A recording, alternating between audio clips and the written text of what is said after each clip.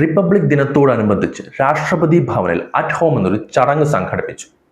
North eastern പാരമ്പര്യം, സംസ്കാരമൊക്കെയാണ് ഇത്തവണത്തെ ചടങ്ങിൽ തിളങ്ങി നിന്നത്. അതുകൊണ്ട് തന്നെ അവിടെ വരുന്ന അതിഥികൾക്ക് പട്ക എന്നൊരു വസ്ത്രവും അവർ നൽകിയിരുന്നു. നോർത്ത് ഈസ്റ്റിലെ വൈവിധ്യമാർന്ന ഗോത്രവർഗ സംസ്കാരങ്ങളുടെ ഒരു ഭാഗമാണ് ഈ പട്ക എന്ന വസ്ത്രം. നോർത്ത് ഈസ്റ്റേൺ സംസ്ഥാനങ്ങളിൽ അതിഥികളെ വരവേൽക്കാനും അവർക്ക് ആദരസൂചകമായും അവരുടെ സ്നേഹം പ്രകടിപ്പിക്കാനുമായിട്ട് ഈ പട്ക എന്ന വസ്ത്രം പലതരത്തിൽ നൽകാറുണ്ട്.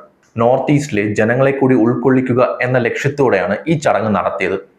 എന്നാൽ ഈ ചടങ്ങിലും ഒരു വിവാദം കണ്ടെത്തിയിരിക്കുകയാണ് BJP IT സെല്ലും അതിന്റെ തലവനായ അമിത് മാൽവിയയും. തീർച്ചയായിട്ടും വിവാദം പ്രതിപക്ഷത്തിനെതിരെ തന്നെയാണ്, പ്രതിപക്ഷ നേതാവിനെതിരെ തന്നെയാണ്.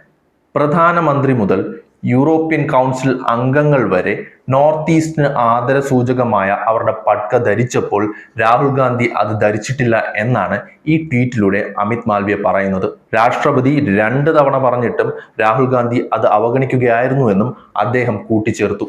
ഈ ട്വീറ്റ് പുറത്തു വന്നതോടെ അസം മുഖ്യമന്ത്രി ഹിമന്ത് ബിശ്വ ശർമ്മയും രംഗത്ത് വന്നു. നോർത്ത് ഈസ്റ്റിനെയും അവിടുത്തെ സംസ്കാരത്തെയും അവിടുത്തെ ആളുകളെയും അപമാനിച്ച രാഹുൽ ഗാന്ധി മാപ്പ് പറയണമെന്നാണ് അദ്ദേഹം പറഞ്ഞത്.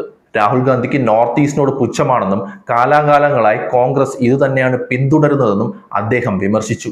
പക്ഷേ IT സെല്ലിന് ചെറുതായിട്ടൊന്ന് പണിപാളി. കാരണം കോൺഗ്രസ് ഒരു കൗണ്ടർ നരേറ്റീവുമായിട്ട് രംഗത്ത് വന്നു. അതെന്താണെന്നല്ലേ?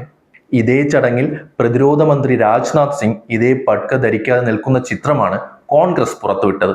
അതിനോടൊപ്പം തന്നെ നോർത്ത് ഈസ്റ്റേൺ സംസ്കാരത്തെയും ജനങ്ങളെയും അപമാനിച്ച രാജ്നാഥ് സിംഗിനോട് മാപ്പ് ആവശ്യപ്പെടുമോ എന്നും അസം മുഖ്യമന്ത്രിയോട് കോൺഗ്രസ് ചോദിക്കുന്നുണ്ട്.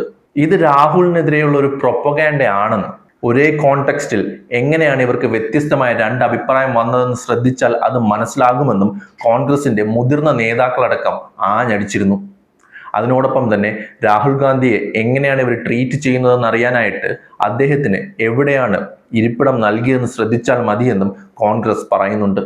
എന്തായാലും രാഹുൽ ഗാന്ധിയെ പ്രതിരോധത്തിലാക്കാൻ BJP IT സെൽ കൊണ്ടുവന്ന ഒരു സംഭവം അവർക്ക് തന്നെ തിരിച്ചടിയാകുന്ന കാഴ്ചയാണ് ഇപ്പോൾ നമ്മൾ കാണുന്നത്.